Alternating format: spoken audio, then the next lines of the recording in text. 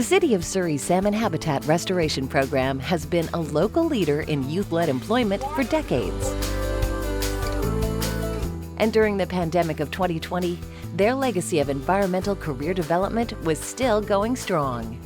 Our main goal is to promote and protect and enhance salmon habitats, such as streams, all around Surrey. We've done a lot of habitat enhancement, such as blackberry removal, morning glory, and other invasive species removal.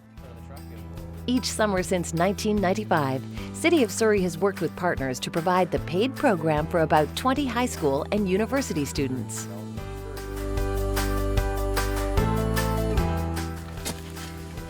It's a popular program with about 150 applicants each year, and many return to mentor newcomers.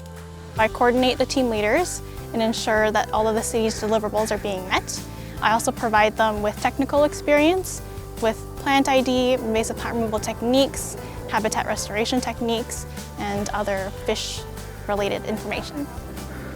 The riparian habitat, the terrestrial portion that is directly connected to the creeks, does play a vital role in the salmon habitat as well. It provides shade, shelter, and food, prevents erosion, and filters toxins. We want to have people get involved in restoring those areas and also inform people about what these areas mean to the environment in all of BC. Some of the SHaRP members do presentations to day camps and groups, but instead, this year they delivered storm drain marking kits. We deliver a kit right to your doorstep. It includes paint, a stencil, and basically everything you need to safely mark your storm drains on your street. These yellowfish remind us and others that only rain should go down the storm drain. In the past 25 years, SHaRP has employed 665 students, planted over 999,000 native species plants, and enhanced 2,625 sites on streams across Surrey.